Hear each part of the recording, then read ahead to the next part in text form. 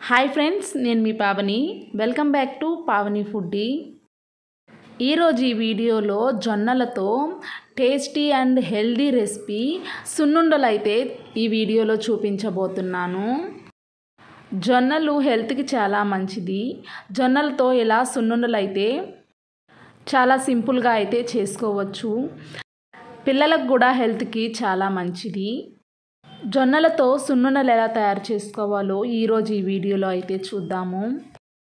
Gas అయితే వెలిగించుకొని ఒక బాండ్లు అయితే తీసుకుందాము. ఒక కప్పు నిండా పల్లీలను అయితే తీసుకొని బాండట్లో పోసుకుందాము. గ్యాస్ని ఫుల్ ఫ్లేమ్ అండ్ లో ఫ్లేమ్లో అడ్జస్ట్ చేసుకుంటూ ఈ పల్లీలని వేపుకుందాము. ఈ పల్లీలని కలుపుకుంటూ వేపుకోవాలి, లేదంటే మాడిపోయే అవకాశం ఉంటుంది. కాబట్టి కలుపుకుంటూ కలర్ చేంజ్ అయ్యేదాకా పల్లీలని వేపుకోవాలి. పల్లీలు ఇలా వేగిన తర్వాత గ్యాస్ అయితే ఆపేసుకొని ఒక ప్లేట్లోకి అయితే తీసుకోవాలి. పల్లీలను ప్లేట్ అంతా పల్చగా స్ప్రెడ్ చేసుకోవాలి. పల్లీలు పూర్తిగా చల్లారేదాకా పక్కన పెట్టుకోవాలి.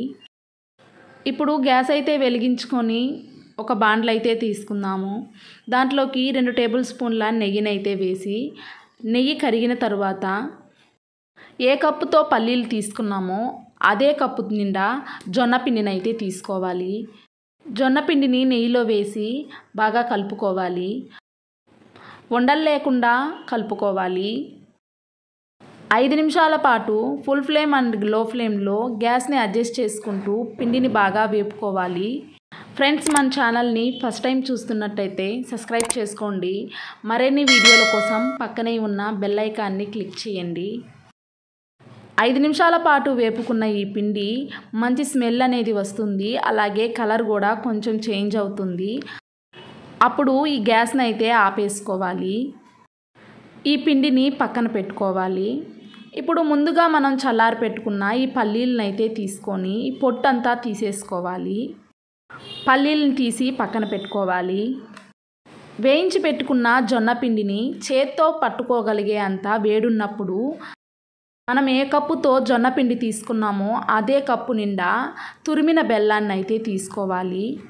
ఈ బెల్లాన్ని జొన్న పిండిలో అయితే వేసి పిండి బెల్లం కలిసేలాగా ఒకసారి ఇలా కలుపుకోవాలి. ఇప్పుడు ఒక మిక్సీ గిన్నెను అయితే తీసుకొని పొట్టు తీసుకున్న పల్లీలను అయితే మిక్సీ గిన్నెలో వేసుకోవాలి. మంచి స్మెల్ కోసం 2 యాలక్కాయలు అయితే వేసుకొని మిక్సీ పట్టుకోవాలి. పల్లీలని మెత్తగా ఇలా పొడిలా అయితే చేసుకోవాలి.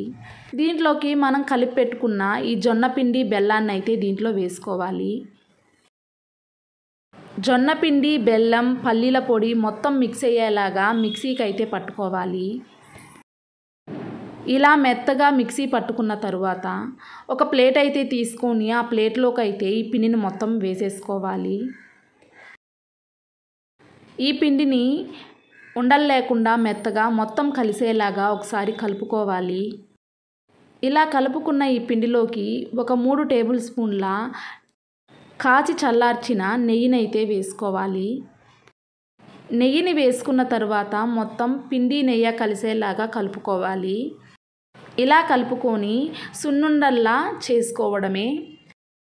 కొంచెం పిండిని అయితే తీసుకొని ఇలా సున్నుండలాగా చేసుకోవడమేనండి. ఎంతో సింపుల్గా అయితే జొన్నలతో సున్నుండలు అయితే రెడీ అయిపోయాయి. పిల్లలకు కూడా ఇది హెల్త్కి చాలా మంచిది. చూశారు కదా ఈరోజు ఈ వీడియోలో జొన్నలతో సున్నుండలు అయితే ఇలా చాలా సింపుల్గా అయితే చేసుకోవచ్చు.